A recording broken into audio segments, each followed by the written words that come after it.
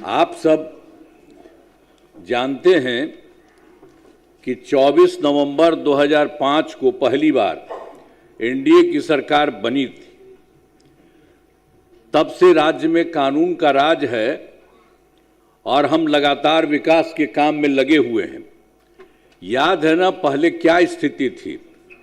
पहले बहुत बुरा हाल था। लोग शाम के बाद घर से बाहर नहीं निकलते थे। अरे सुनिए ना पहले, अरे हम लोग के पहले जो आप लोगों का राज था क्या था? बीच में मत बोलिए। कोई काम था? बिना अनुमति लोग शाम के बाद घर से बाहर नहीं निकलते थे। शाम के बाद कोई बाहर जाता था जी? सम्मा में घर में मैं बैठा रहता था। यही ना आप लोगों का हिसाब था। आज समाज में कितना विवाद होता था, कितना हिंदू मुस्लिम झगड़ा होता था। पढ़ाई का क्या हाल था? बहुत कम बच्चे पढ़ते थे, बहुत कम पढ़ाई होती थी।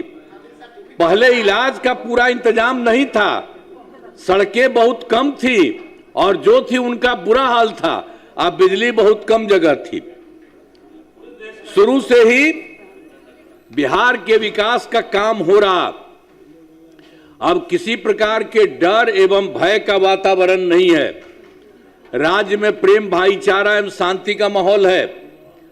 पहले कितना हिंदू मुस्लिम झगड़ा होता था। इसलिए वर्ष 2006 से ही कब्रिस्तानों की घेराबंदी शुरू की गई। बड़े पैमाने पर कब्रिस्तानों की घेराबंदी की जा चुकी है। अब कोई झगड़ा झंझट नहीं होता है।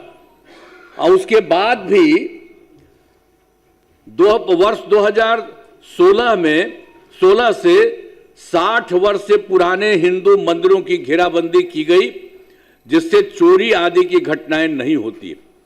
ये सब जो गड़बड़ था वो सब हम लोगों की सरकार में शुरू में ही किया गया।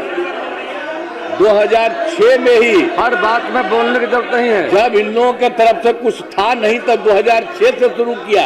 अब बाद में फिर हम लोगों ने देखा कि उसको भी इधर उधर जाके कुछ थोड़ा बहुत शाम में करता था, तो हम लोगों ने 16 में भी ये सब काम किया। अब उसके बाद सर्वप्रथम शिक्षा के क्षेत्र में विशेष ध्यान दिया गया। हम लोगों ने बड़ी संख्या में नए स्कूल खोले और नियोजित शिक्षकों की बहाली की।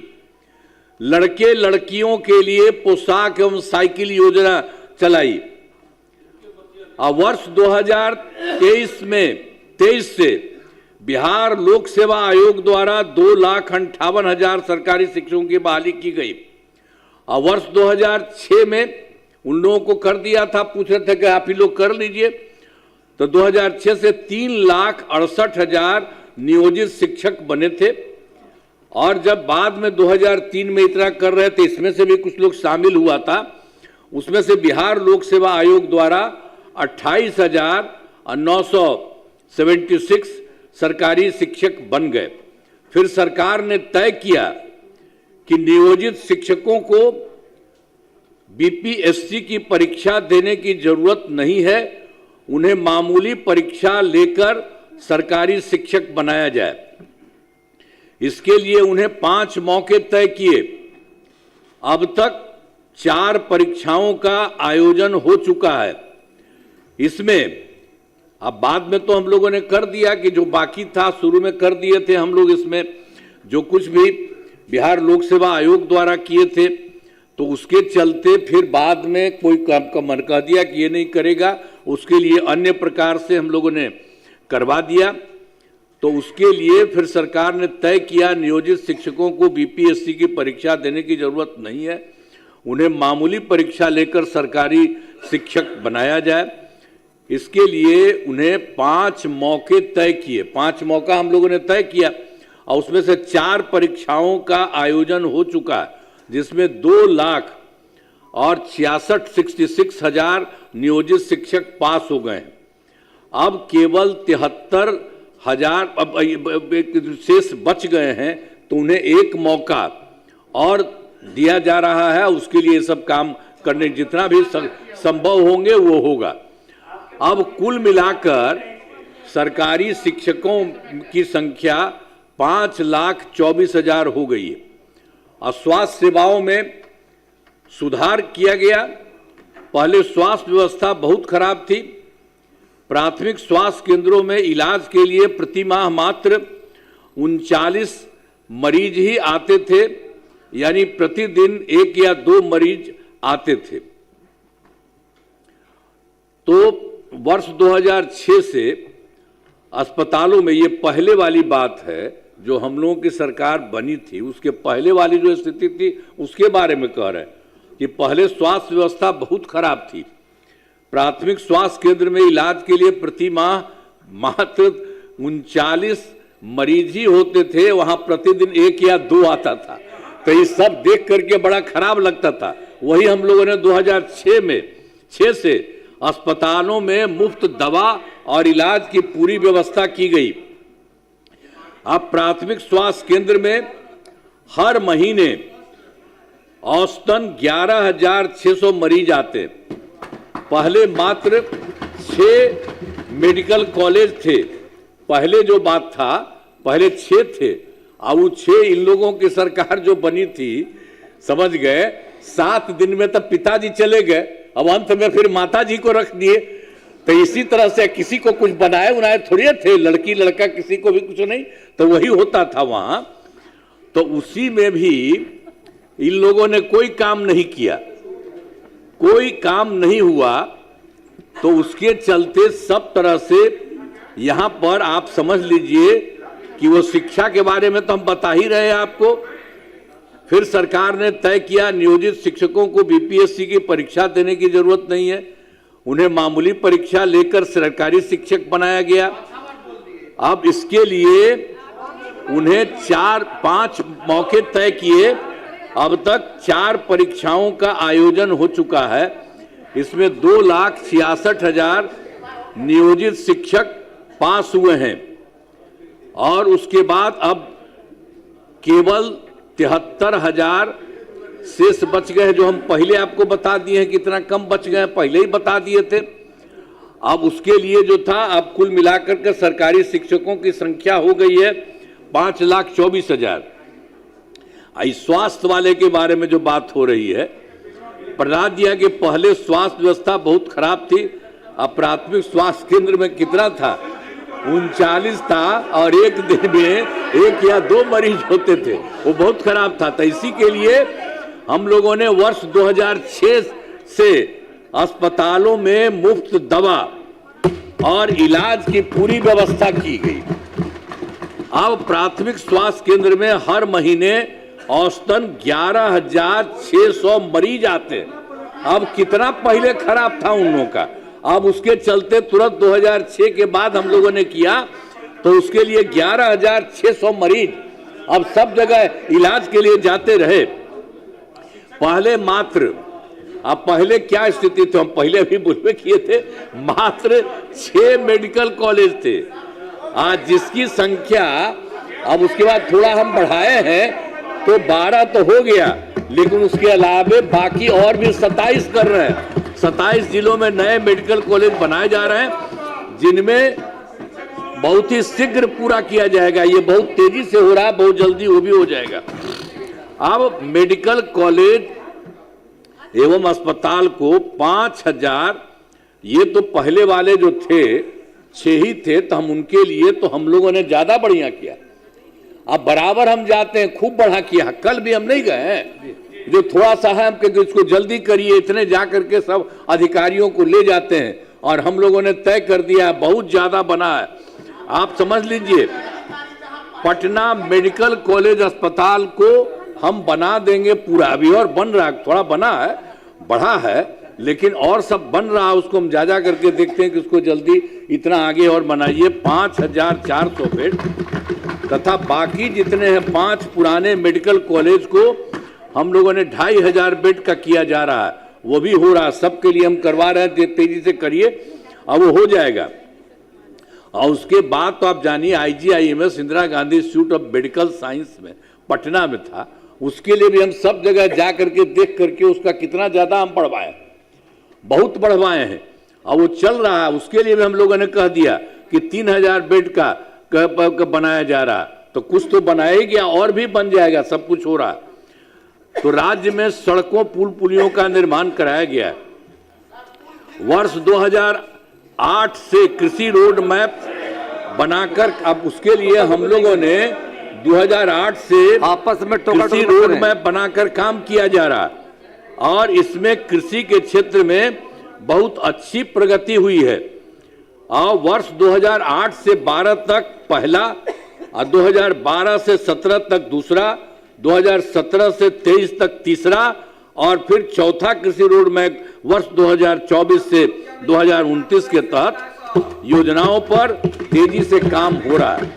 तो इसलिए कुछ कुछ चीजों के बारे में बता रहे हैं कि जितना काम हो रहा है सरकार की तरफ से।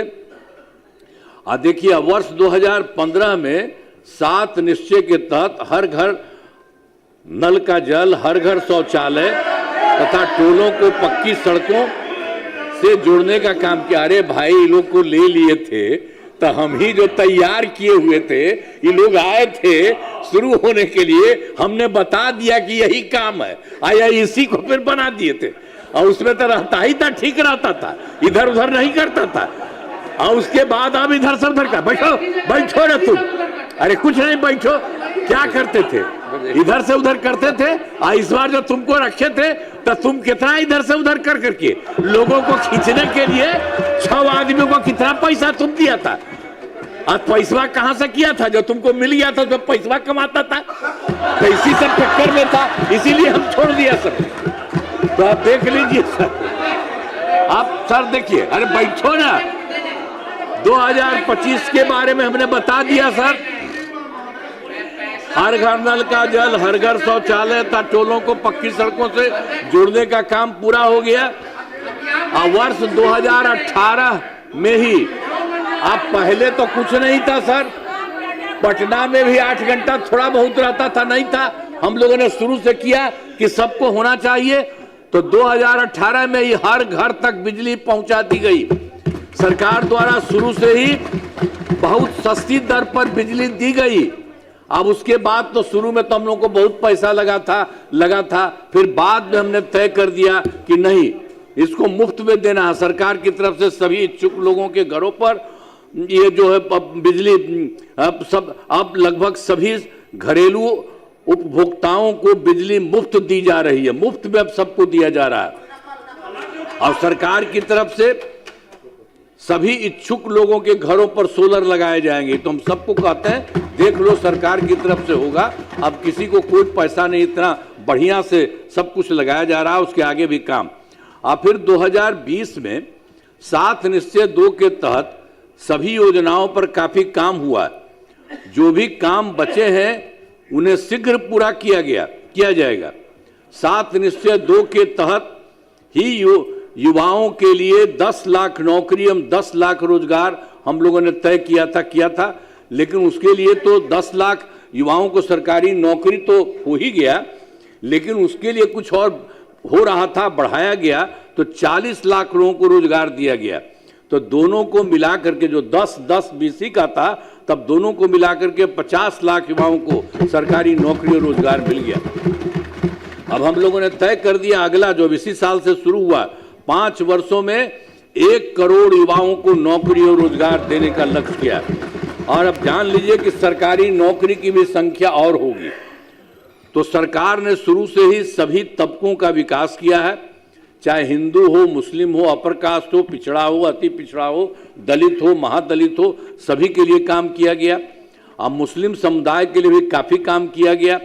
मदरसों को सरकारी मान्यता दी गई एवं उनके शिक्षकों को अन्य सरकारी शिक्षकों के बराबर वेतन दिया गया। अब पहले वाले देते थे जी, पहले वाले नहीं कुछ देते थे, और उनके लिए भी हम लोगों ने नहीं किया, एक एक काम किया है।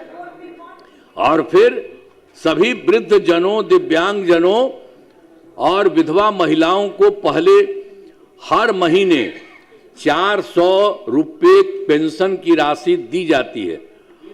अब जून 2025 में इसे बढ़ाकर 1100 रुपये कर दिया गया। पहले उन लोगों का 400 रखा था, अब बाद में अभी हम लोगों ने पिछले महीने उसको बढ़ा दिया, 1100 रुपया कर दिया गया। अब इससे 1 करोड़ 14 लाख लोगों को फायदा हो गया। अब महिलाओं के सशक्तिकरण के लिए काफी काम किया है। 2006 में पंचायती राज संस्थाओं एवं 2007 में नगर निकायों में महिलाओं के लिए 50% आरक्षण की सुरक्षा के शुरू में ही किया।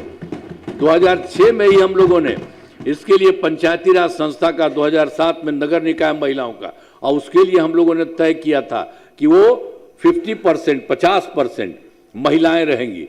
तो मतलब महिला 50% और 50% पुरुष, ये सब कर दिया गया। वही सब से शुरू हुआ है, शुरू से ही हर प्रकार से एक एक तरह से काम हर तरह से किया गया है।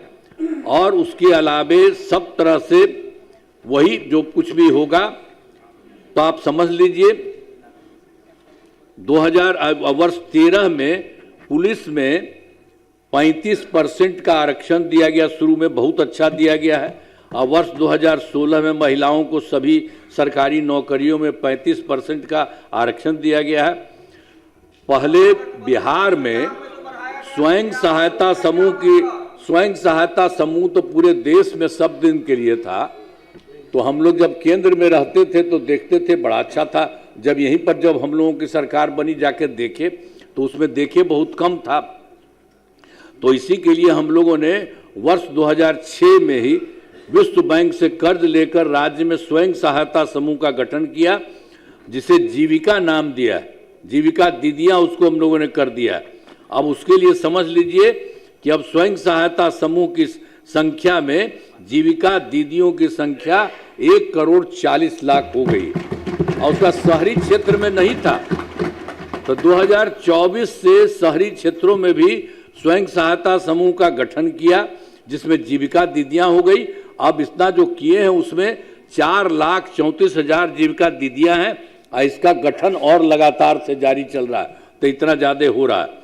अब बिहार के विकास में केंद्र सरकार का पूरा सहयोग, अब देखिए जिस तरह से केंद्र सरकार ने पूरा का पूरा बिहार को सहयोग दिया है।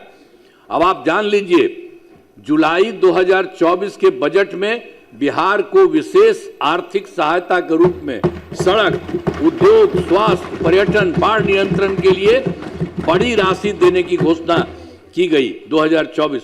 अब फरवरी 2025 के बजट में बिहार में मखाना बोर्ड, एयरपोर्ट की स्थापना, पश्चिमी कोसी नहर के लिए वित्तीय सहायता आदि की घोषणा की गई है। और वर्ष 2018 से देश के कुछ राज्यों में खेलो इंडिया यूथ गेम्स का आयोजन हुआ था, और पिछले वर्ष खेलो इंडिया यूथ गेम्स का आयोजन बिहार में किया गया, जो गौरव की बात है। तो इन सब के लिए आदरणीय प्रधानमंत्री श्री नरेंद्र मोदी जी का मैं नमन करता हूं।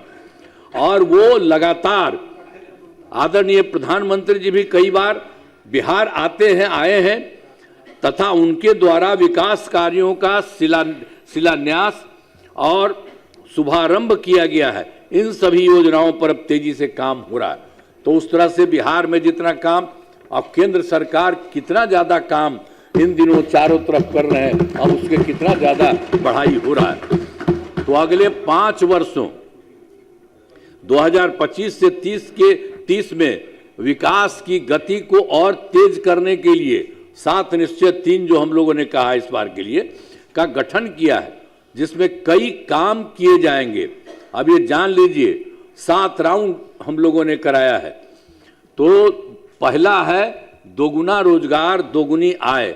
राज्य की प्रति व्यक्ति औसत आय को दोगुना करने का लक्ष्य रखा गया है। कुछ पहले से भी काम हुआ है, तथा इसके लिए मुख्यमंत्री महिला रोजगार योजना के तहत हर परिवार की एक महिला को 10,000 रुपये दिए गए हैं। अब इनका रोजगार अच्छा चलेगा और उन्हें 2 लाख रुपए तक की सहायता दी जाएगी। अब अगले 5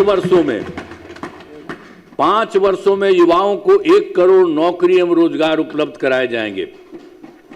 नए युवा रोजगार एवं कौशल विकास विभाग का गठन किया गया है।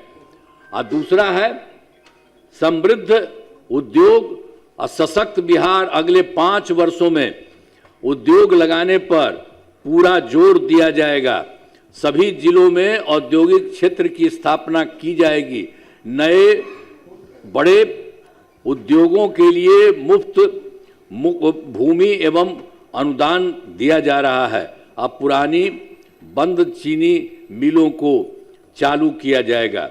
और तीसरा है कृषि में प्रगति, प्रदेश की समृद्धि।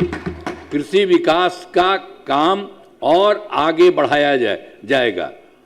एक नए बिहार राज्य विपणन प्राधिकार की स्थापना की गई है। अब पखाना, डेयरी एवं मछली पालन के क्षेत्र में विशेष जोर दिया जाएगा। और चौथा है उन्नत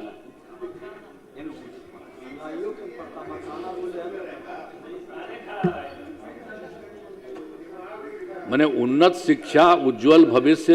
राज्य में शिक्षा को बढ़ावा देने के लिए प्रत्येक प्रखंड में आदर्श विद्यालय एवं डिग्री कॉलेज खोला जाएगा। एक नए एजुकेशन सिटी का निर्माण कराया गया है। अब पांचवा है सुलभ स्वास्थ्य सुरक्षित जीवन। अरे पहले सुनो ना, अरे तुम बच्चा है, अरे तुम्हारा बाप मेरे समय का ना है, तुम्हारा भी बेटा। बैठो बैठो। अरे उसका सदिया भी बात में हुआ था, तब तुमको हुआ, तुमको तो करवे ना किए, हम पालते ना। चलो बैठो, हल्ला मत करो। तो फिर पांचवा है सुलभ स्वास्थ्य सुरक्षित जीवन। स्वास्थ्य सेवाओं को और बेहतर करने के लिए जिला एवं प्रखंड के अस्पतालों को विशिष्ट चिकित्सा केंद्र बनाया जाएगा।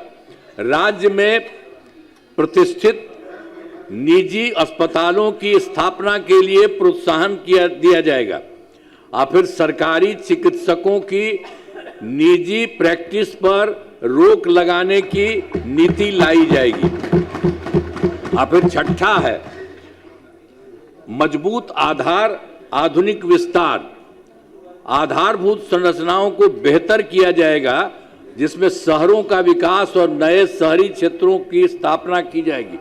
5 नए एक्सप्रेसवे सड़कों का निर्माण तथा ग्रामीण सड़कों का 2 लेन चौड़ीकरण किया जाएगा। सभी इच्छुक लोगों के घर की छतों पर सोलर पैनल लगाए जाएंगे। अब बिहार में पर्यटन एवं इको टूरिज्म के विकास पर विशेष जोर दिया जाएगा। अब फिर पांचवा, पटना में स्पोर्ट्स सिटी का विकास तथा खिलाड़ियों को सरकारी नौकरी दिया जाएगा। और फिर सातवां है सबका सम्मान, आजीवन आसान, ईज ऑफ लिविंग। आधुनिक तकनीक तथा अच्छे प्रशासन के माध्यम से राज्य के सभी नागरिकों के जीवन को आसान बनाया जाएगा। यानी इस बार के बारे में जो कुछ भी तय कर दिया गया 25-30 के लिए 5 वर्षों में सब काम करने के लिए, उसका इस तरह से जो करते हुए सबको कितना फायदा होगा।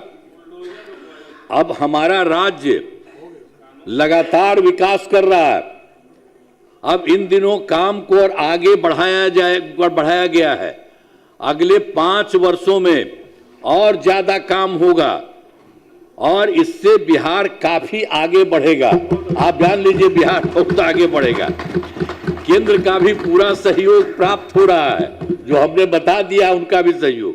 बिहार और विकसित होगा और देश के टॉप राज्यों में शामिल हो जाएगा तथा देश की प्रगति में महत्वपूर्ण योगदान होगा।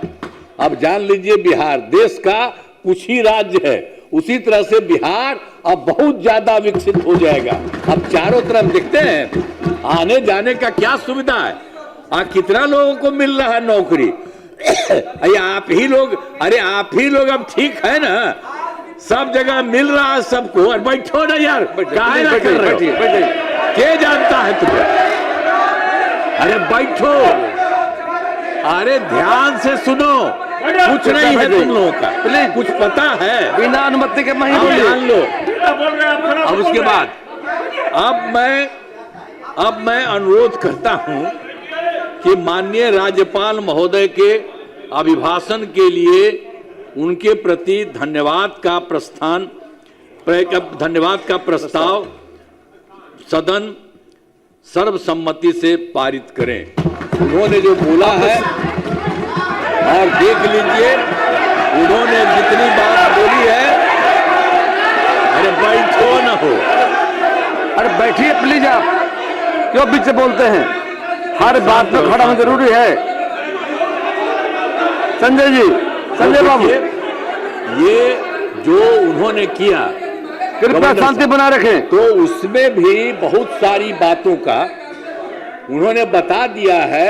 अब ये जान लीजिए बिहार बहुत आगे बढ़ेगा और देश में कुछ ही लोग हैं उसी तरह से बिहार होगा, और पूरे बिहार में यहाँ जो काम होता है और केंद्र सरकार का सहयोग मिलता है, मिल करके बहुत आगे बढ़ेगा। तो इन्हीं शब्दों के साथ उनके माध्यम से जो बात हुई है, हमने भी कुछ बातें आपको बता दी हैं कि ये सब हो रहा।